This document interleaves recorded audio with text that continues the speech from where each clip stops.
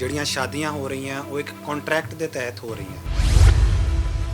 ਔਰ ਕੱਲ ਨੂੰ ਜਿੱਦਾਂ ਹੁਣ ਪ੍ਰੋਬਲਮਸ ਆ ਰਹੀਆਂ, ਅਗਰ ਲੜਕੀ ਬਾਹਰ ਚਲੇਗੀ ਉਹ ਲੜਕੇ ਨੂੰ ਨਹੀਂ ਬੁਲਾਉਂਦੀ, ਲੜਕਾ ਬਾਹਰ ਚਲਾ ਗਿਆ ਉਹ ਲੜਕੀ ਨੂੰ ਨਹੀਂ ਬੁਲਾਉਂਦੀ। ਅਗਰ ਮੈਰਿਜ ਇੱਕ ਕੰਟਰੈਕਟ ਦੇ ਤਹਿਤ ਦੋ ਪਾਰਟੀਆਂ ਦੇ ਵਿੱਚ ਲੜਕਾ ਲੜਕੀ ਦੇ ਵਿੱਚ ਕੀਤੀ ਜਾ ਰਹੀ ਹੈ ਤਾਂ ਇੱਕ ਮੈਰਿਜ ਨਹੀਂ ਹੈ।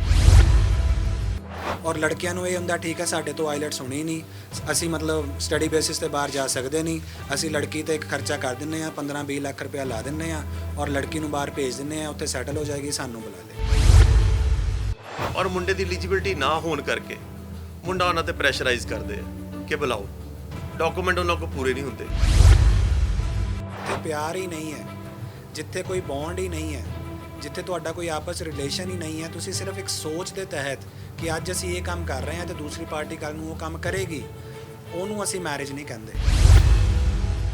ਪੰਜਾਬ ਦੇ ਵਿੱਚ ਇੰਨੀ ਦਿਨੀ ਇੱਕ ਮੁੱਦਾ ਖੂਬ ਚਰਚਾ ਦੇ ਵਿੱਚ ਹੈ। ਸੋਸ਼ਲ ਮੀਡੀਆ ਦੇ ਉੱਪਰ ਚਰਚਾ ਹੋ ਰਹੀ ਹੈ ਕਿ ਕੁੜੀਆਂ ਵਿਆਹ ਕਰਵਾ ਕੇ ਵਿਦੇਸ਼ ਜਾ ਰਹੀਆਂ ਨੇ, ਵਿਦੇਸ਼ ਜਾ ਕੇ ਮੁੰਡਿਆਂ ਨੂੰ ਭੁੱਲਦੀਆਂ ਜਾ ਰਹੀਆਂ ਨੇ, ਜਿਸ ਤੋਂ ਬਾਅਦ ਪਿੱਛੇ ਮੁੰਡੇ ਡਿਪਰੈਸ਼ਨ ਦਾ ਸ਼ਿਕਾਰ ਹੋ ਰਹੇ ਨੇ ਤੇ ਨੌਬਤ ਸੁਸਾਈਡ ਤੱਕ ਪਹੁੰਚ ਰਹੀ ਹੈ। ਪਿਛਲੇ ਦਿਨੀ ਇੱਕ ਨੌਜਵਾਨ ਲਵਪ੍ਰੀਤ ਦੇ ਵੱਲੋਂ ਸੁਸਾਈਡ ਕੀਤਾ ਗਿਆ, ਜਿਸ ਤੋਂ ਬਾਅਦ ਵੱਡੇ ਪੱਧਰ ਦੇ ਉੱਪਰ ਸੋਸ਼ਲ ਮੀਡੀਆ ਦੇ ਉੱਪਰ ਚਰਚਾ ਹੋਈ, ਹਰ ਕਿਸੇ ਨੇ ਆਪਣੀ ਸਟੋਰੀ ਸ਼ੇਅਰ ਕੀਤੀ। ਹੁਣ ਵੱਡਾ ਸਵਾਲ ਇਹ ਆ ਰਿਹਾ ਕਿ ਇਹ ਸਮੱਸਿਆਵਾਂ ਪੈਦਾ ਕਿਉਂ ਹੋ ਰਹੀਆਂ ਨੇ? ਕੀ ਇਹਦੇ ਵਿੱਚ ਇਕੱਲਾ ਕੁੜੀਆਂ ਦਾ ਕਸੂਰ ਹੈ ਜਾਂ ਮੁੰਡਿਆਂ ਦਾ ਵੀ ਕਸੂਰ ਹੈਗਾ? ਕਿਉਂਕਿ ਜਦੋਂ ਕੁੜੀਆਂ ਨੂੰ ਵਿਦੇਸ਼ ਭੇਜਿਆ ਜਾਂਦਾ ਤਾਂ ਉਦੋਂ ਕਈ ਤਰੀਕਿਆਂ ਦੇ ਨਾਲ ਮੈਰਿਜ ਕੀਤੀ ਜਾਂਦੀ ਹੈ, ਜਿਹਦੇ ਵਿੱਚ ਇੱਕ ਕੰਟਰੈਕਟ ਮੈਰਿਜ ਵੀ ਕੀਤੀ ਜਾਂਦੀ ਹੈ। ਇੱਥੋਂ ਤੱਕ ਕਿ ਵਿਦੇਸ਼ ਭੇਜਣ ਦੇ ਲਾਲਚ ਦੇ ਵਿੱਚ ਆਪਸੀ ਰਿਸ਼ਤੇਦਾਰੀ ਦੇ ਵਿੱਚ ਵੀ ਵਿਆਹ ਕੀਤੇ ਜਾ ਰਹੇ ਨੇ। ਤੇ ਜੇਕਰ ਇਹ ਮੁੱਦਾ ਇਸ ਤਰੀਕੇ ਦੇ ਨਾਲ ਵੱਡੇ ਪੱਧਰ ਦੇ ਉੱਪਰ ਉੱਭਰਦਾ ਹੈ ਤਾਂ ਸਵਾਲ ਇਹ ਵੀ ਉੱਠਦਾ ਹੈ ਕਿ ਜਿਹੜਾ ਕੋਈ ਧੋਖਾਧੜੀ ਕਰਦਾ ਹੈ, ਚਾਹੇ ਉਹ ਕੋਈ ਮੁੰਡਾ ਹੈ ਚਾਹੇ ਕੁੜੀ ਹੈ, ਤਾਂ ਉਸ ਨੂੰ ਡਿਪੋਰਟ ਕਿਵੇਂ ਕਰਵਾਇਆ ਜਾ ਸਕਦਾ ਹੈ ਜਾਂ ਪਿੱਛੇ ਮੁੰਡੇ ਨੂੰ ਜਾਂ ਕੁੜੀ ਨੂੰ ਇਨਸਾਫ ਕਿਵੇਂ ਦਿਵਾਇਆ ਜਾ ਸਕਦਾ ਹੈ? ਤਾਂ ਬਹੁਤ ਸਾਰੇ ਸਵਾਲ ਨੇ ਜਿਹੜੇ ਸੋਸ਼ਲ ਮੀਡੀਆ ਤੇ ਉੱਪਰ ਅੱਜ ਕੱਲ੍ਹ ਚਰਚਾ ਦੇ ਵਿੱਚ ਚੱਲ ਰਹੇ ਨੇ ਤੇ ਇਹਨਾਂ ਸਵਾਲਾਂ ਦੇ ਉੱਪਰ ਗੱਲਬਾਤ ਕਰਨ ਦੇ ਲਈ ਮੇਰੇ ਨਾਲ ਸੀਨੀਅਰ ਵਕੀਲ ਮੌਜੂਦ ਹੈਗੇ ਨੇ, ਜਗਪਾਲ ਸਿੰਘ ਤੁੱਪੜ ਮੌਜੂਦ ਹੈਗੇ ਨੇ, ਸੁਖਵਿੰਦਰ ਸਿੰਘ ਮੌਜੂਦ ਹੈਗੇ ਨੇ ਤੇ ਦੀਪਕ ਜੀ ਵੀ ਮੌਜੂਦ ਨੇ ਇੱਥੇ। ਗੱਲਬਾਤ ਕਰਦੇ ਹਾਂ। ਸਰ, ਸਭ ਤੋਂ ਪਹਿਲਾਂ ਤਾਂ ਸਵਾਗਤ ਟੀਵੀ ਪੰਜਾਬ ਤੇ। ਸਤਿ ਸ਼੍ਰੀ ਅਕਾਲ ਜੀ। ਅੱਛਾ, ਵੱਡੇ ਪੱਧਰ ਦੇ ਉੱਪਰ ਚਰਚਾ ਹੋ ਰਹੀ ਹੈ ਅੱਜ ਕੱਲ੍ਹ ਕਿ ਇਹ ਸਮੱਸਿਆਵਾਂ ਆ ਕਿਉਂ ਰਹੀਆਂ ਨੇ? ਤੁਸੀਂ ਨਜ਼ਦੀਕ ਤੋਂ ਇਹ ਜਿਹੜੇ ਮੁੱਦੇ ਨੇ ਸੋਲਵ ਕਰਦੇ ਆ ਰਹੇ ਹੋ, ਤੁਹਾਡੇ ਕੋਲ ਵੀ ਕੇਸ ਆਏ ਹੋਣਗੇ, ਕਿ ਇਹਦੇ ਵਿੱਚ ਇਕੱਲਾ ਕੁੜੀਆਂ ਦਾ ਕਸੂਰ ਹੈ ਜਾਂ ਮੁੰਡਿਆਂ ਦਾ ਵੀ ਕਸੂਰ ਹੈਗਾ? ਏਡੇ ਵੱਡੇ ਪੱਧਰ ਦੇ ਉੱਪਰ ਅਜਿਹੇ ਕੇਸ ਕਿਉਂ ਉੱਭਰ ਕੇ ਸਾਹਮਣੇ ਆ ਰਹੇ ਨੇ? ਸਰ ਦੇਖੋ, ਪਹਿਲਾਂ ਤਾਂ ਮੈਂ ਇੱਕ ਪੁਆਇੰਟ ਜ਼ਰੂਰ ਕਲੀਅਰ ਕਰਨਾ ਚਾਹੂੰਗਾ। ਜਿਹੜੀ ਗੱਲ ਤੁਸੀਂ ਕਹੀ ਕਿ ਜਿਹੜੀਆਂ ਸ਼ਾਦੀਆਂ ਹੋ ਰਹੀਆਂ ਉਹ ਇੱਕ ਕੰਟਰੈਕਟ ਦੇ ਤਹਿਤ ਹੋ ਰਹੀਆਂ, ਇੱਕ ਕੰਟਰੈਕਟ ਕੀਤਾ ਜਾ ਰਿਹਾ ਸ਼ਾਦੀ ਲਈ, ਫਿਰ ਉਸ ਤੋਂ ਬਾਅਦ ਲੜਕੀਆਂ ਬਾਹਰ ਚਲੇ ਜਾਂਦੀਆਂ ਜਾਂ ਲੜਕੇ ਬਾਹਰ ਚਲੇ ਜਾਂਦੇ। ਪਹਿਲਾਂ ਤਾਂ ਮੈਂ ਇਸ ਚੀਜ਼ ਨੂੰ ਕਲੀਅਰ ਕਰਨਾ ਚਾਹੁੰਦਾ ਕਿ ਇੱਥੇ ਇੰਡੀਆ ਦੇ ਵਿੱਚ ਜਿਹੜੇ ਅਸੀਂ ਮੈਰਿਜਸ ਸਾਡੀਆਂ ਗਵਾਨ ਹੁੰਦੀਆਂ that are governed under Hindu marriage act, ਔਰ ਜਿਹੜੀ ਮੈਰਿਜ ਹੈ ਉਹ ਕਦੀ ਵੀ ਇੱਕ ਕੰਟਰੈਕਟ ਨਹੀਂ ਹੋਈ।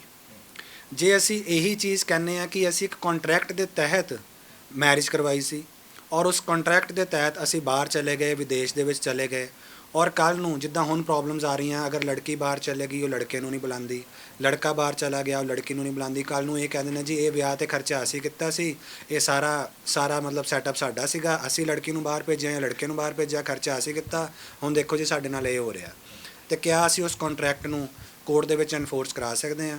ਤਾਂ ਇਸ ਚੀਜ਼ ਨੂੰ ਮੈਂ ਕਲੀਅਰ ਕਰ ਦੇਵਾਂ ਕਿ ਮੈਰਿਜ ਇੰਡੀਆ ਦੇ ਵਿੱਚ that is not a contract. ਜਿੱਥੇ ਕੰਟਰੈਕਟ ਆ ਗਿਆ ਉਹ ਵਿਆਹ ਹੀ ਨਹੀਂ ਹੈ। ਮੈਰਿਜ ਨੂੰ ਇੱਥੇ ਸਮਝਿਆ ਜਾਂਦਾ ਇੱਕ ਸੈਕਰਾਮੈਂਟਲ ਬੌਂਡ, ਇੱਕ ਸਪਿਰਿਚੁਅਲ ਬੌਂਡ ਬੇਸਿਕਲੀ।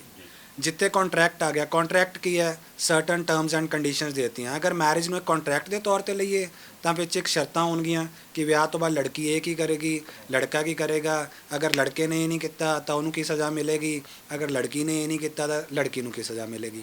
ਬਟ ਐਸਾ ਕੁਝ ਨਹੀਂ ਹੁੰਦਾ। ਅੱਛਾ, ਜਿਹੜਾ ਕੰਟਰੈਕਟ ਦੀ ਚਰਚਾ ਹੁੰਦੀ ਹੈ ਇਹ ਸਿਰਫ ਦੋ ਪਰਿਵਾਰਾਂ ਦੇ ਵਿੱਚ ਹੀ ਹੁੰਦਾ? ਦੇਖੋ, ਇਹ ਕੰਟਰੈਕਟ ਫਿਰ ਮੈਂ ਉਹੀ ਗੱਲ 'ਤੇ ਆ ਗਿਆ ਕਿ ਅਗਰ ਐਸ ਸੱਚ ਕੋਈ ਵੀ ਦੋ ਫੈਮਲੀਜ਼ ਵਿਆਹ ਕਰਨ ਤੋਂ ਪਹਿਲਾਂ, ਲੜਕਾ ਲੜਕੀ ਦਾ ਵਿਆਹ ਕਰਵਾਉਣ ਤੋਂ ਪਹਿਲਾਂ ਐਸਾ ਕੋਈ ਕੰਟਰੈਕਟ ਕਰ ਵੀ ਲੈਂਦੇ ਆ ਜਿੱਥੇ ਉਹ ਆਪਣੀਆਂ ਸ਼ਰਤਾਂ ਲਿਖ ਲੈਂਦੇ ਆ ਕਿ ਠੀਕ ਹੈ ਅਸੀਂ ਇੰਨਾ ਖਰਚਾ ਕਰ ਰਹੇ ਹਾਂ ਲੜਕੀ ਦੇ ਉੱਪਰ, ਸਾਰੀ ਟਿਕਟਿੰਗ ਦਾ, ਵੀਜ਼ੇ ਦਾ, ਸਾਰੀ ਉਹਦੇ ਐਕਸਪੈਂਸਿਸ ਉੱਥੇ ਰਹਿਣ ਦਾ ਸਾਰਾ ਖਰਚਾ ਅਸੀਂ ਕਰ ਰਹੇ ਹਾਂ, ਬਟ ਬਾਅਦ ਦੇ ਵਿੱਚੋਂ ਇਹ ਲੜਕੀ ਜਿਹੜੀ ਹੈ ਉਹ ਲੜਕੇ ਨੂੰ ਵੀ ਉੱਥੇ ਬੁਲਾਏਗੀ। ਸਪੋਜ਼ਿੰਗਲੀ ਦੋ ਫੈਮਲੀਜ਼ ਇੱਕ ਇੱਦਾਂ ਦਾ ਕੰਟਰੈਕਟ ਕਰ ਵੀ ਲੈਂਦੀਆਂ ਹਨ, ਬਟ ਉਸ ਕੰਟਰੈਕਟ ਨੂੰ ਕੱਲ੍ਹ ਨੂੰ ਅਸੀਂ ਕੋਰਟ ਦੇ ਵਿੱਚ ਚੈਲੰਜ ਕਰਕੇ ਐਨਫੋਰਸ ਨਹੀਂ ਕਰਵਾ ਸਕਦੇ ਕਿਉਂਕਿ ਉਹਦੀ ਲੀਗਲੀ ਕੋਈ ਬਾਈਂਡਿੰਗ ਹੀ ਨਹੀਂ ਹੈ। ਕਿਉਂ? ਕਿਉਂਕਿ ਇਹਦੇ ਵਿੱਚ ਇੱਕ ਮੈਰਿਜ ਇਨਵੋਲਵ ਹੋ ਗਈ। ਅਗਰ ਮੈਰਿਜ ਇੱਕ ਕੰਟਰੈਕਟ ਦੇ ਤਹਿਤ ਦੋ ਪਾਰਟੀਆਂ ਦੇ ਵਿੱਚ ਲੜਕਾ ਲੜਕੀ ਦੇ ਵਿੱਚ ਕੀਤੀ ਜਾ ਰਹੀ ਹੈ ਤਾਂ ਇੱਕ ਮੈਰਿਜ ਨਹੀਂ ਹੈ। ਮੈਰਿਜ ਕੀ ਹੈ? ਮੈਰਿਜ ਉਹ ਹੈ ਜਿਹਦੇ ਵਿੱਚ ਇੱਕ ਵੈਲਿਡ ਤੁਹਾਡੀ ਕਸਟਮਰੀ ਸੈਰੇਮਨੀਜ਼ ਹੋ ਰਹੀਆਂ, ਤੁਹਾਡੀ ਸਪਤਪਦੀ, ਤੁਹਾਡਾ ਆਨੰਦ ਕਾਰਜ, 7 ਫੇਰੇ ਹੋ ਰਹੇ ਹੈ ਜਾਂ ਤੁਹਾਡਾ ਆਨੰਦ ਕਾਰਜ ਹੋ ਰਹੇ ਹੈ ਗੁਰਦੁਆਰੇ ਦੇ ਵਿੱਚ ਪ੍ਰੋਪਰ ਰੀਤੀ ਰਿਵਾਜਾਂ ਨਾਲ। ਜੇ ਅਗਰ ਤੁਹਾਡੀ ਸੈਰੇਮਨੀਜ਼ ਜੋ ਹੋ ਰਹੀਆਂ ਫਿਰ ਤੁਹਾਡੀ ਮੈਰਿਜ ਇੱਕ ਵੈਲਿਡ ਮੈਰਿਜ ਹੈ। ਅਗਰ ਉਹ ਮੈਰਿਜ ਤੁਹਾਡੀ ਸੈਰੇਮਨੀਜ਼ ਹੀ ਨਹੀਂ ਹੋਈਆਂ, ਪਹਿਲੀ ਗੱਲ ਤਾਂ ਉਹ ਰਜਿਸਟਰ ਨਹੀਂ ਹੋਏਗੀ, ਉਹਦੀ ਕੋਈ ਲੀਗਲ ਬਾਈਂਡਿੰਗ ਨਹੀਂ ਹੋਏਗੀ, ਔਰ ਫਿਰ ਮੈਰਿਜ ਕਰਵਾ ਲਈ ਔਰ ਇੱਕ ਇੱਦਾਂ ਦਾ ਕੰਟਰੈਕਟ ਵੀ ਕਰਵਾ ਲਿਆ। ਕੰਟਰੈਕਟ ਦੇ ਬੇਸਿਸ ਤੇ ਤੁਸੀਂ ਕਹੋ ਕਿ ਜੀ ਬਾਅਦ 'ਚੋਂ ਸਾਨੂੰ ਬੁਲਾਇਆ ਨਹੀਂ, ਅਸੀਂ ਹੁਣ ਕੋਰਟ ਦੇ ਵਿੱਚ ਚਲੇ ਜਾਈਏ ਜਾਂ ਪੁਲਿਸ ਕੋਲ ਚਲੇ ਜਾਈਏ ਤੇ ਅਸੀਂ ਕਹੀਏ ਜੀ ਆਹ ਦੇਖੋ ਇਹ ਕੰਟਰੈਕਟ ਦੇ ਤਹਿਤ ਇਹ ਬਾਈਂਡਿੰਗ ਸੀ ਇਹਨਾਂ ਤੇ ਕਿ ਖਰਚਾ ਅਸੀਂ ਕੀਤਾ, ਹੁਣ ਦੂਜੀ ਪਾਰਟੀ ਸਾਨੂੰ ਮਤਲਬ ਉੱਥੇ ਬਾਹਰ ਬੁਲਾਉਂਦੀ ਤਾਂ ਉਹਨੂੰ ਅਸੀਂ ਇਨਫੋਰਸ ਨਹੀਂ ਕਰਵਾ ਸਕਦੇ। ਇਹਦਾ ਮਤਲਬ ਜੇਕਰ ਕੁੜੀ ਉੱਧਰ ਜਾ ਕੇ ਮੁੰਡੇ ਨੂੰ ਨਹੀਂ ਬੁਲਾਉਂਦੀ ਤਾਂ ਤੁਸੀਂ ਉਹਦੇ ਉੱਪਰ ਕੋਈ ਲੀਗਲੀ ਐਕਸ਼ਨ ਨਹੀਂ ਲੈ ਸਕਦੇ। ਲੀਗਲੀ ਐਕਸ਼ਨ ਆਪਾਂ ਕਿਸ ਤਰ੍ਹਾਂ ਲੈ ਸਕਦੇ ਹਾਂ? ਦੇਖੋ ਅੱਜ ਸ਼ਾਦੀ ਹੋਈ, ਲੜਕੇ ਨੇ ਸਪੋਜ਼ਿੰਗਲੀ ਲੜਕੀ ਤੇ ਖਰਚਾ ਕਰਤਾ, ਠੀਕ ਹੈ, ਲੜਕੇ ਦਾ ਹੀ ਬਣਦਾ ਸੀ। ਅਗਰ ਲੜਕਾ ਚਾਹੁੰਦਾ ਹੈ ਕਿ ਆਫਟਰ ਮੈਰਿਜ ਮੇਰੀ ਵਾਈਫ ਕੁਛ ਕਰੇ, ਉਹ ਅੱਗੇ ਫਰਦਰ ਪੜ੍ਹੇ ਜਾਂ ਵਿਦੇਸ਼ ਦੇ ਵਿੱਚ ਚਲੇ ਜਾਵੇ ਤਾਂ ਠੀਕ ਹੈ, ਉਸ ਚੀਜ਼ ਦਾ ਖਰਚਾ ਲੜਕੇ ਨਹੀਂ ਕਰਨਾ ਹੈ। ਜੇ ਉਹ ਖਰਚਾ ਕਵੇ ਕਿ ਨਹੀਂ ਜੇ ਤੂੰ ਬਾਹਰ ਪੜ੍ਹਨਾ ਚਾਹੁੰਦੀ ਹੈ ਤਾਂ ਆਪਣੇ ਮਾਂ ਪਿਓ ਨੂੰ ਕਹਿ 5 ਲੱਖ ਲਿਆ 10 ਲੱਖ ਲਿਆ, ਤਾਂ ਕਿਆ ਉਹ ਡੌਰੀ ਨਹੀਂ ਹੋ ਜਾਏਗੀ? ਕੱਲ ਨੂੰ ਫਿਰ ਉਹ ਇਸ ਪਾਸੇ ਹੋ ਜਾਏਗਾ ਕਿ ਮੈਨੂੰ ਤੰਗ ਪਰੇਸ਼ਾਨ ਕੀਤਾ ਜਾ ਰਿਹਾ ਕਿ ਤੂੰ ਆਪਣੇ ਘਰੋਂ ਪੈਸਾ ਲੈ ਕੇ ਆ ਤੇ ਤੈਨੂੰ ਬਾਹਰ ਭੇਜਣਾ, ਕੱਲ ਨੂੰ ਤੂੰ ਮੈਨੂੰ ਵੀ ਬੁਲਾਵੇਂ। ਅਗਰ ਲੜਕੇ ਨੇ ਸਾਰਾ ਪੈਸਾ ਲਾ ਕੇ ਲੜਕੀ ਨੂੰ ਬਾਹਰ ਭੇਜਿਆ, ਕੱਲ ਨੂੰ ਉਹਨਾਂ ਦੇ ਸਰਕਮਸਟੈਂਸ ਦੇ ਵਿੱਚ ਕੀ ਚੇਂਜ ਆਉਂਦਾ ਹੈ? ਕੱਲ ਨੂੰ ਜਾ ਕੇ ਲੜਕੀ ਉੱਥੋਂ ਨਹੀਂ ਬੁਲਾ ਪਾਉਂਦੀ ਜਾਂ ਉਹਦੇ ਸਰਕਮਸਟੈਂਸਿਸ ਐਸੇ ਹੋ ਜਾਂਦੇ ਨੇ ਕਿ ਉਹ ਬੁਲਾ ਹੀ ਨਹੀਂ ਪਾਉਂਦੀ, ਉਹ ਖੁਦ ਆਪਣੇ ਆਪ ਨੂੰ ਸੈਟਅਪ ਕਰਨ ਦੇ ਵਿੱਚ ਬਹੁਤ ਬਿਜ਼ੀ ਹੋ ਜਾਂਦੀ ਹੈ, ਉਹਨੂੰ ਜੌਬ ਨਹੀਂ ਮਿਲਦੀ, ਹੋਰ ਸਾਰੇ ਡਿਫਰੈਂਸਿਸ ਆ ਜਾਂਦੇ ਆ। ਸਪੋਜ਼ਿੰਗਲੀ ਲੜਕੀ ਉੱਥੇ ਕੋਈ ਵੀ ਪ੍ਰੋਬਲਮ ਦੇ ਵਿੱਚ ਐਸੀ ਆ ਜਾਂਦੀ, ਕੋਈ ਫਿਜ਼ੀਕਲ ਪ੍ਰੋਬਲਮ ਦੇ ਵਿੱਚ ਆ ਜਾਂਦੀ ਹੈ ਕਿ ਉਹ ਇੰਨੇ ਜੋਗੀ ਨਹੀਂ ਰਹੀ ਕਿ ਉੱਥੇ ਪੜ੍ਹਾਈ ਕਰ ਸਕੇ ਜਾਂ ਲੜਕੇ ਨੂੰ ਕੰਮ ਕਰਕੇ ਪੈਸਾ ਜੋੜ ਕੇ ਲੜਕੇ ਨੂੰ ਬਾਹਰ ਬੁਲਾ ਸਕੇ, ਤਾਂ ਕੱਲ ਨੂੰ ਫੇਰ ਵੀ ਲੜਕੇ ਕਿਆ ਉਹਨਾਂ ਲੜਕੀਆਂ ਨੂੰ ਛੱਡ ਦੇਣਗੇ ਜਾਂ ਲੜਕੀਆਂ ਉਹਨਾਂ ਲੜਕਿਆਂ ਨੂੰ ਛੱਡ ਦੇਣਗੇ ਕਿ ਜਿਨ੍ਹਾਂ ਨੇ ਪ੍ਰੋਮਿਸਿਸ ਕੀਤੇ ਹੋਣ ਕਿ ਬਾਹਰ ਜਾ ਕੇ ਅਸੀਂ ਤੁਹਾਨੂੰ ਬੁਲਾਵਾਂਗੇ ਤੇ ਬਾਅਦ 'ਚੋਂ ਕਿਸੇ ਪ੍ਰੋਬਲਮ ਦਾ ਸ਼ਿਕਾਰ ਹੋ ਜਾਂਦੇ ਨੇ। ਕਿਆ ਉਹਨਾਂ ਕੇਸਾਂ ਦੇ ਵਿੱਚ ਵੀ ਇੱਦਾਂ ਹੋਏਗਾ? ਇਹ ਤਾਂ ਸਿਰਫ ਇੱਕ ਆਪਣੀ ਅਸੀਂ ਕਹਿ ਦਿੰਦੇ ਹਾਂ, ਨਾ ਇਹਦੇ ਰਿਗਾਰਡਿੰਗ ਕੋਈ ਕੰਟਰੈਕਟ ਹੋ ਸਕਦਾ ਹੈ ਤੇ ਨਾ ਹੀ ਉਹ ਲੀਗਲੀ ਐਨਫੋਰਸੇਬਲ ਹੈ। ਅੱਛਾ, ਇਹ ਕੇਸ ਕਿੱਦਾਂ ਦੇ ਤੁਹਾਡੇ ਕੋਲ ਸਾਹਮਣੇ ਆ ਰਹੇ ਨੇ? ਤੁਹਾਡੇ ਕੋਲ ਕੇਸ ਹੁੰਦੇ ਹੋਣਗੇ ਜਿਹਦੇ ਵਿੱਚ ਜਾਂ ਕੁੜੀ ਦੇ ਨਾਲ ਫਰੋਡ ਹੋ ਗਿਆ ਜਾਂ ਮੁੰਡੇ ਦੇ ਨਾਲ ਫਰੋਡ ਹੋ ਗਿਆ। ਇਹ ਜਿਹੜੀ ਕੰਟਰੈਕਟ ਮੈਰਿਜ ਇਦਾਂ ਕਰਵਾ ਰਹੇ ਨੇ ਉਹਦੇ ਵਿੱਚ ਸਮੱਸਿਆਵਾਂ ਜ਼ਿਆਦਾ ਆ ਰਹੀਆਂ ਨੇ ਕਿ ਜਾਂ ਇਹ ਘਰੇਲੂ ਝਗੜੇ ਹੋ ਰਹੇ ਨੇ? ਸਮੱਸਿਆ ਕਿੱਥੇ ਆ ਰਹੀ ਹੈ? ਕਿਉਂ ਕੁੜੀਆਂ ਇੱਧਰੋਂ ਬੁਲਾ ਨਹੀਂ ਰਹੀਆਂ ਮੁੰਡਿਆਂ ਨੂੰ? ਦੇਖੋ ਪਹਿਲਾਂ ਅੱਜ ਤੋਂ 5-6 ਸਾਲ ਪਹਿਲਾਂ ਜੋ ਜਿੱਦਾਂ ਦੇ ਅਸੀਂ ਕੇਸਿਸ ਦੇਖਦੇ ਸੀ, ਜ਼ਿਆਦਾਤਰ ਤੁਹਾਨੂੰ ਵੀ ਪਤਾ NRI ਵਿੰਗਸ NRI ਥਾਣਿਆਂ ਦੇ ਵਿੱਚ ਜਿੰਨੇ ਪੁਲਿਸ ਡਿਪਾਰਟਮੈਂਟ ਸੀਗੇ ਉਹਨਾਂ ਦੇ ਵਿੱਚ ਕੇਸਿਸ ਆਉਂਦੇ ਹੁੰਦੇ ਸੀ ਕਿ ਲੜਕਾ ਬਾਹਰ ਚਲਾ ਗਿਆ ਜੀ ਵਿਦੇਸ਼, ਲੜਕੀ ਨੂੰ ਬਾਹਰ ਨਹੀਂ ਲੈ ਕੇ ਗਿਆ, ਉੱਥੇ ਉਹਨੇ ਇੱਕ ਸੈਕੰਡ ਮੈਰਿਜ ਵੀ ਕਰਾਈ ਹੈ ਜੀ, ਉੱਥੇ ਉਹਦੇ ਬੱਚੇ ਵੀ ਹੋ ਗਏ। ਇੱਥੇ ਵਿਚਾਰੀਆਂ ਲੜਕੀਆਂ 10-10 15-15 ਸਾਲ ਰੁਲਦੀਆਂ ਰਹਿੰਦੀਆਂ ਸੀ। ਉਸ ਤੋਂ ਬਾਅਦ ਫਿਰ 498 ਦੀ ਦਰਖਾਸਤ ਦਿੱਤੀ ਜਾਂਦੀ ਸੀ, ਕੁਰੈਲਿਟੀ ਦੀ ਦਰਖਾਸਤ ਦਿੱਤੀ ਜਾਂਦੀ ਸੀ, ਉਹਦੇ 'ਤੇ ਪਰਚਾ ਦਰਜ ਹੋ ਜਾਂਦਾ ਸੀ। ਹੁਣ ਪ੍ਰੋਬਲਮ ਕੀ ਆ ਰਹੀ ਹੈ ਜੋ ਜ਼ਿਆਦਾਤਰ ਆਪਣੇ ਪੰਜਾਬ ਦੇ ਵਿੱਚ ਔਰ ਦੁਆਬਾ ਰੀਜਨ ਦੇ ਵਿੱਚ ਜਿਹੜੀ ਪ੍ਰੋਬਲਮ ਆ ਰਹੀ ਉਹ ਬੇਸਿਕਲੀ ਇਹ ਆ ਰਹੀ ਹੈ, ਯੂਥ ਜੋ ਅੱਜ ਕੱਲ੍ਹ ਪੰਜਾਬ ਦਾ ਯੂਥ ਹੈ, ਜੋ ਲੜਕੇ ਆ ਉਹ ਇੰਨਾ ਪੜ੍ਹ ਲਿਖ ਨਹੀਂ ਰਹੇ।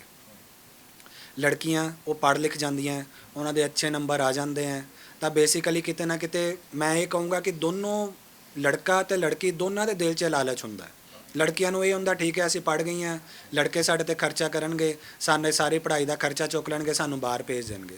ਔਰ ਲੜਕਿਆਂ ਨੂੰ ਇਹ ਹੁੰਦਾ ਠੀਕ ਹੈ ਸਾਡੇ ਤੋਂ ਆਈਲੈਟਸ ਹੋਣੀ ਨਹੀਂ, ਅਸੀਂ ਮਤਲਬ ਸਟੱਡੀ ਬੇਸਿਸ 'ਤੇ ਬਾਹਰ ਜਾ ਸਕਦੇ ਨਹੀਂ, ਅਸੀਂ ਲੜਕੀ 'ਤੇ ਇੱਕ ਖਰਚਾ ਕਰ ਦਿੰਦੇ ਹਾਂ 15-20 ਲੱਖ ਰੁਪਇਆ ਲਾ ਦਿੰਦੇ ਹਾਂ ਔਰ ਲੜਕੀ ਨੂੰ ਬਾਹਰ ਭੇਜ ਦਿੰਦੇ ਹਾਂ, ਉੱਥੇ ਸੈਟਲ ਹੋ ਜਾਏਗੀ, ਸਾਨੂੰ ਬੁਲਾ ਲੇਗੀ। ਪਰ ਹੁਣ ਉੱਥੇ ਪ੍ਰੋਬਲਮ ਕੀ ਆਉਂਦੀ ਹੈ? Patience level. ਅੱਜ ਲੜਕੀ ਗਈ ਹੈ ਤਾਂ 6 ਮਹੀਨੇ ਬਾਅਦ ਹੀ ਡਿਮਾਂਡ ਸ਼ੁਰੂ ਹੋ ਜਾਂਦੀ ਹੈ ਕਿ ਅੱਜ ਹੀ ਸਾਨੂੰ ਬੁਲਾਓ, ਤੁਸੀਂ ਸਾਡੇ ਲਈ ਕੁਝ ਕਰ ਨਹੀਂ ਰਹੇ।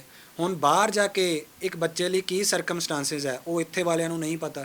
ਇੱਥੇ ਵਾਲਿਆਂ ਨੂੰ ਤਾਂ ਇਹੀ ਲੱਗਣਾ ਕਿ 6 ਮਹੀਨੇ ਹੋ ਗਏ ਉਹਨੂੰ ਗਏ, ਸਾਲ ਹੋ ਗਏ ਉਹਨੂੰ ਗਏ, ਹੱਲੇ ਦੇ ਇੰਨੀ ਦੇਰ ਕਿੱਦਾਂ ਲੱਗ ਗਈ ਸੈਟਿੰਗ ਹੋਣ 'ਚ। ਜਿਹੜੇ ਰਿਲੇਸ਼ਨਸ ਪਹਿਲਾਂ ਹੀ ਇੱਕ ਕੰਟਰੈਕਟ, ਜਿੱਦਾਂ ਤੁਸੀਂ ਇੱਕ ਵਰਡ ਯੂਜ਼ ਕੀਤਾ, ਕੰਟਰੈਕਟ ਦੇ ਤਹਿਤ ਸ਼ੁਰੂ ਕੀਤੇ ਜਾਣ, ਜਿਨ੍ਹਾਂ ਵਿੱਚ ਕੋਈ ਬੌਂਡ ਹੀ ਨਹੀਂ ਹੈ, ਜਿਨ੍ਹਾਂ ਵਿੱਚ ਕੋਈ ਲਵ ਨਹੀਂ ਹੈ, ਕੋਈ ਅਫੈਕਸ਼ਨ ਨਹੀਂ ਹੈ, ਕਿਆ ਉਹਨਾਂ ਰਿਲੇਸ਼ਨਸ ਨੂੰ ਕਿੱਦਾਂ ਅਸੀਂ ਕੈਰੀ ਕਰ ਸਕਦੇ ਹਾਂ? ਉੱਥੇ ਫਿਰ ਪੇਸ਼ੈਂਸ ਲੈਵਲ ਹੁੰਦੀ ਨਹੀਂ, ਉੱਥੇ ਤਾਂ ਸਿਰਫ ਇਹ ਹੁੰਦਾ ਕਿ ਤੁਹਾਨੂੰ ਬਾਹਰ ਭੇਜਿਆ ਸੀ, ਤੁਸੀਂ ਬਾਈਂਡਿੰਗ ਹੋ ਤੁਹਾਡੇ 'ਤੇ ਕਿ ਤੁਸੀਂ ਮੈਨੂੰ ਵੀ ਬਾਹਰ ਬੁਲਾਉਣਾ ਹੈ, ਔਰ ਜਦੋਂ ਨਹੀਂ ਬੁਲਾ ਪਾਉਂਦੇ ਫਿਰ ਡਿਸਪਿਊਟ ਸ਼ੁਰੂ ਹੋ ਜਾਂਦੇ। ਅੱਛਾ, ਇੱਕ ਤਾਂ ਇਹ ਕੰਟਰੈਕਟ ਹੋ ਗਿਆ, ਇੱਕ ਤਾਂ ਰੀਤੀ ਰਿਵਾਜਾਂ ਦੇ ਨਾਲ ਜਿਹੜੀ ਮੈਰਿਜ ਹੋ ਜਾਂਦੀ ਹੈ ਉਸ ਨੂੰ ਵੀ ਜਦੋਂ ਵਿਆਹ ਕੀਤਾ ਜਾਂਦਾ ਲੱਗਦਾ ਕਿਤੇ ਨਾ ਕਿਤੇ ਮਾਪਿਓ ਦੀ ਵੀ ਥੋੜ੍ਹੀ ਜਿਹੀ ਇੱਥੇ ਗਲਤੀ ਰਹਿ ਜਾਂਦੀ ਹੈ। ਜਦੋਂ ਕੁੜੀ ਦੇਖਦੇ ਹਾਂ ਅਸੀਂ ਆਈਲੈਟਸ ਦੇ ਵਿੱਚ ਉਹਦੇ ਬੈਂਡ ਆਏ ਨੇ ਜਾਂ ਕੋਈ ਮੁੰਡਾ ਦੇਖਦੇ ਹਾਂ ਜਿਹਦੇ ਕੋਲ ਪੈਸਾ ਹੈਗਾ ਚੰਗਾ, ਤਾਂ ਉਦੋਂ ਕਾਹਲੀ ਦੇ ਵਿੱਚ ਅਜਿਹੇ ਫੈਸਲੇ ਲੈ ਲਏ ਜਾਂਦੇ ਨੇ ਜਾਂ ਕੁੜੀ ਜਾਂ ਮੁੰਡੇ ਦੀ ਮਨਮਰਜ਼ੀ ਵੀ ਨਹੀਂ ਸਮਝੀ ਜਾਂਦੀ ਕਈ ਵਾਰ। ਦੇਖੋ ਇਹ ਗੱਲ ਮੈਂ ਸਮਝ ਸਕਦਾ ਤੁਹਾਡੀ, ਬਟ ਜਿੱਥੇ ਤੱਕ ਜਿੰਨਾ ਕੁ ਮੈਨੂੰ ਐਕਸਪੀਰੀਅੰਸ ਹੈ ਮੈਂ ਇੱਕ ਗੱਲ ਜ਼ਰੂਰ ਕਹਿਣਾ ਚਾਹੂੰਗਾ ਕਿ ਅੱਜ ਸਰਕਮਸਟੈਂਸਿਸ ਦੇ ਤਹਿਤ ਲੜਕਾ ਲੜਕੀ ਦੇ ਵਿੱਚ ਨਿਭ ਰਹੀ ਹੈ। ਕੱਲ ਨੂੰ ਸਰਕਮਸਟੈਂਸਿਸ ਚੇਂਜ ਹੋ ਜਾਂਦੇ, ਅੱਜ ਅਸੀਂ ਕਹਿੰਦੇ ਹਾਂ ਕਿ ਲੜਕਾ ਠੀਕ ਹੈ ਜਾਂ ਲੜਕੀ ਠੀਕ ਹੈ, ਕੱਲ ਨੂੰ ਆਉਣ ਵਾਲੇ ਸਾਲ ਬਾਅਦ 2 ਸਾਲ ਬਾਅਦ ਸਰਕਮਸਟੈਂਸਿਸ ਚੇਂਜ ਹੋ ਜਾਂਦੇ ਆ, ਤਾਂ ਇਹਦੇ ਵਿੱਚ ਆਪਾਂ ਪੇਰੈਂਟਸ ਦੀ ਕੀ ਗਲਤੀ ਕਹਿ ਸਕਦੇ ਹਾਂ? ਅੱਛਾ, ਲੱਗਦਾ ਜ਼ਿਆਦਾਤਰ ਕੇਸਾਂ ਦੇ ਵਿੱਚ ਬਾਹਰ ਜਾ ਕੇ ਹਾਲਾਤ ਬਦਲਦੇ ਨੇ ਇਹ। ਬਾਹਰ ਜਾ ਕੇ ਆਪਾਂ ਕਹਿ ਵੀ ਸਕਦੇ ਹਾਂ, ਜੋ ਦੇਖਣ ਨੂੰ ਸੁਣਨ ਨੂੰ ਆਪਾਂ ਨੂੰ ਮਿਲ ਰਿਹਾ, ਜੋ ਆਪਾਂ ਦੇਖਦੇ ਹਾਂ, ਜੋ ਨਿਊਜ਼ ਦੇ ਵਿੱਚ ਆਪਾਂ ਨੂੰ ਪਤਾ ਲੱਗਦਾ ਹੈ, ਇਸ ਚੀਜ਼ ਦਾ ਫਰਕ ਤਾਂ ਪੈਂਦਾ ਹੈ, ਜ਼ਰੂਰ ਪੈਂਦਾ ਹੈ।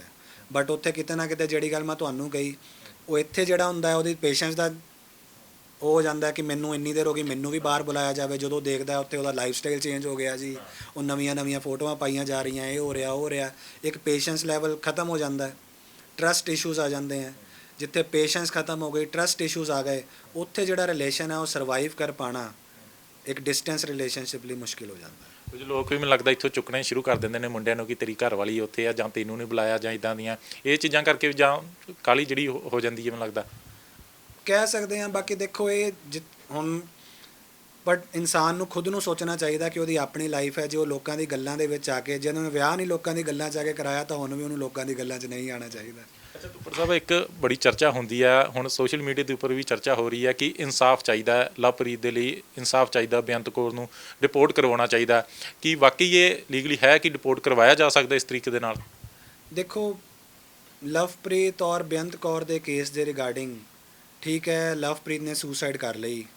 ਲਵਪ੍ਰੀਤ ਦੇ ਪੇਰੈਂਟਸ, ਉਹਦੀ ਫੈਮਲੀਜ਼ ਇਹ ਅਲੈਜ ਕਰ ਰਹੀਆਂ ਕਿ ਸਾਰਾ ਖਰਚਾ ਇਸ ਵੈਡਿੰਗ 'ਤੇ ਅਸੀਂ ਕੀਤਾ ਸੀ, ਅਸੀਂ ਲੜਕੀ ਨੂੰ ਬਾਹਰ ਭੇਜਿਆ ਸੀ, ਉਹਨਾਂ ਦੀ WhatsApp ਚੈਟ ਹੈ, ਉਹਨਾਂ ਦੀ ਜੋ ਕਾਲਿੰਗ ਵਗੈਰਾ ਦੀ ਡਿਟੇਲਸ ਵਗੈਰਾ ਹੈਗੀ ਹੈ, ਉਹਦੇ ਤੋਂ ਇਹ ਸ਼ੋ ਹੋ ਰਿਹਾ ਕਿ ਲੜਕਾ ਲਵਪ੍ਰੀਤ ਉਹਨੂੰ ਬਹੁਤ ਰਿਕੁਐਸਟ ਕਰ ਰਿਹਾ ਕਿ ਮੈਨੂੰ ਬਾਹਰ ਬੁਲਾ ਲਾ ਜਾਂ ਮੈਨੂੰ ਬਾਹਰ ਬੁਲਾਇਆ ਜਾਵੇ।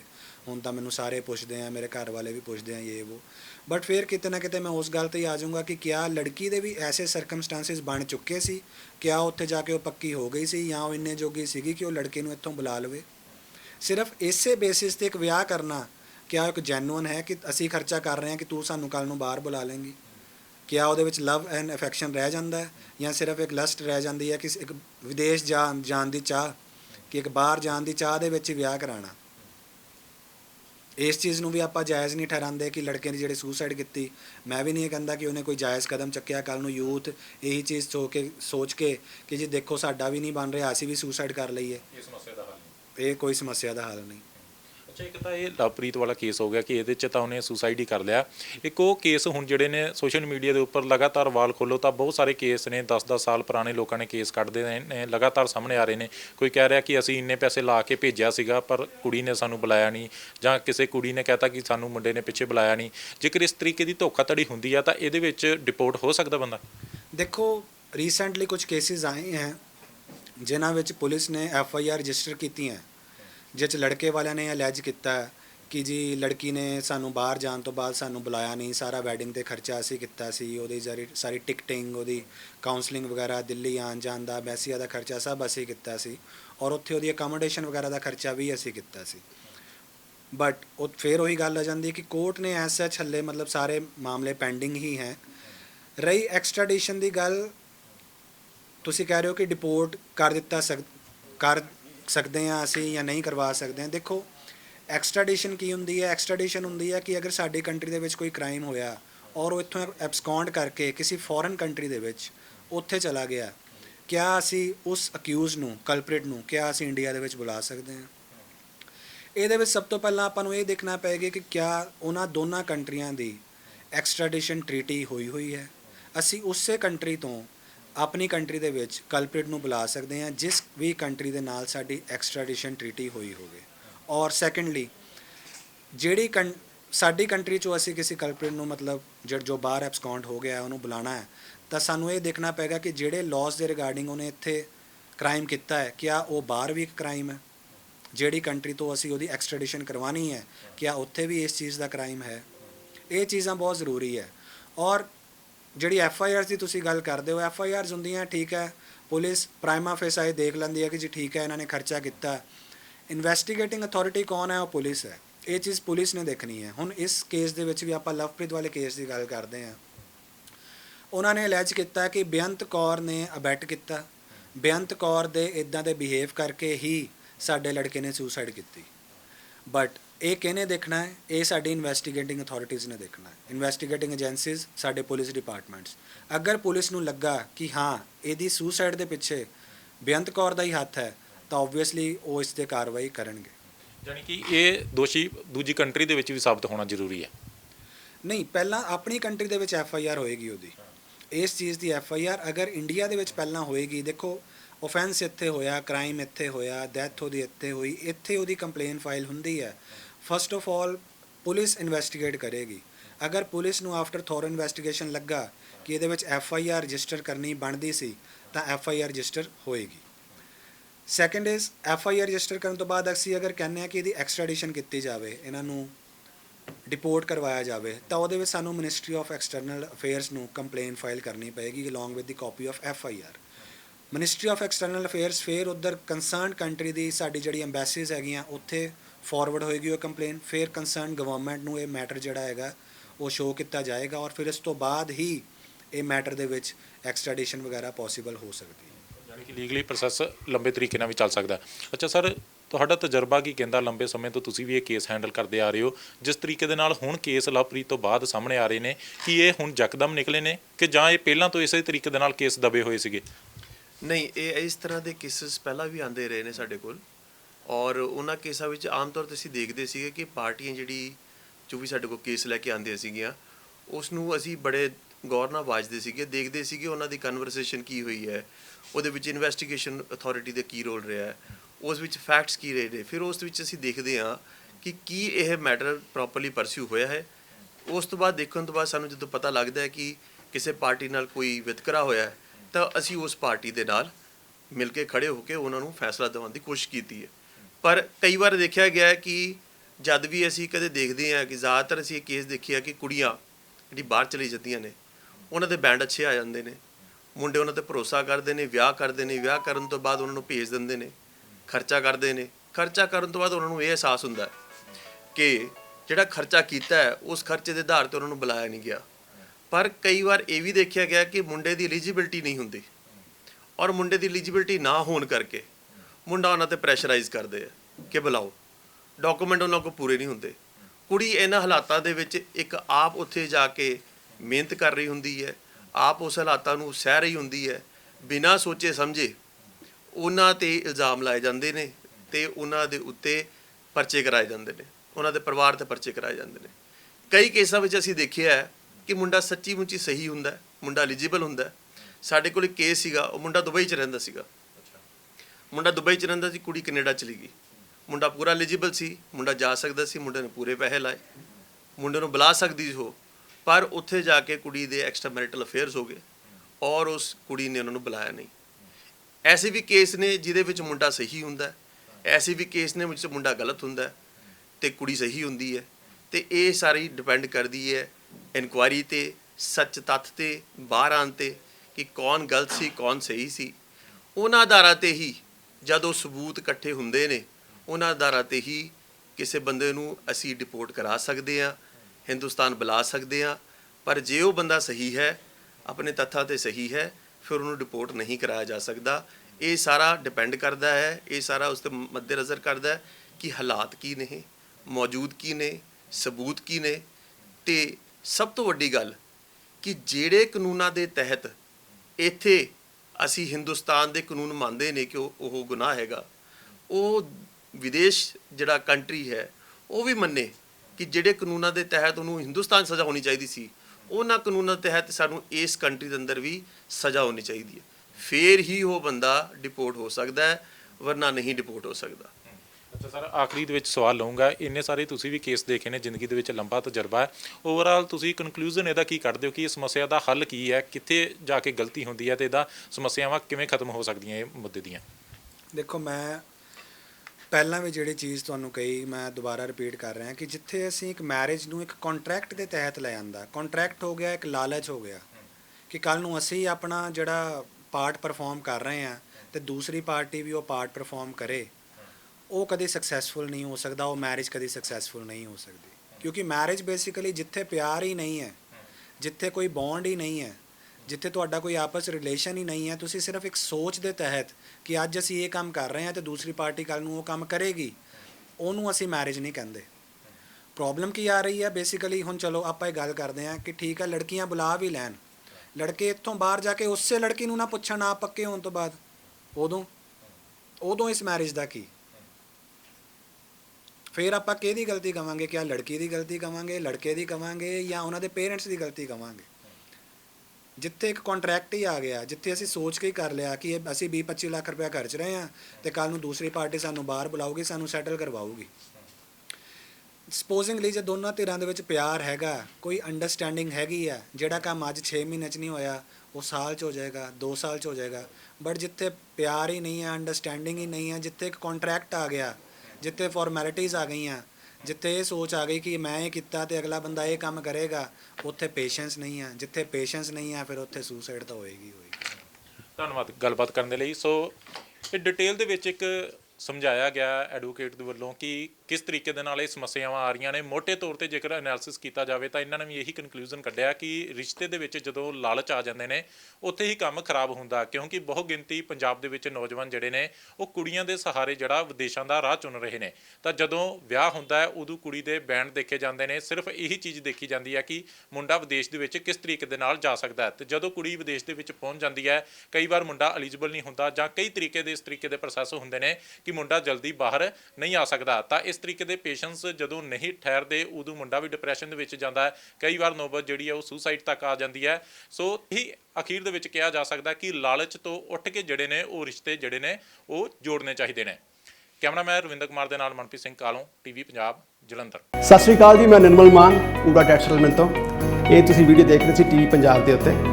ਇਹੋ ਜਿਹੇ ਹੋਰ ਜਾਣਕਾਰੀ ਭਰਪੂਰ ਵੀਡੀਓ ਦੇਖਣ ਵਾਸਤੇ ਟੀਵੀ ਪੰਜਾਬ ਦੇ ਚੈਨਲ ਨੂੰ ਸਬਸਕ੍ਰਾਈਬ ਕਰੋ ਤੇ ਨਾਲ ਹੇਠ ਦਿੱਤੇ ਹੋਏ ਬੈਲ ਆਈਕਨ ਦੇ ਬਟਨ ਦਬਾਓ। ਸਤਿ ਸ਼੍ਰੀ ਅਕਾਲ।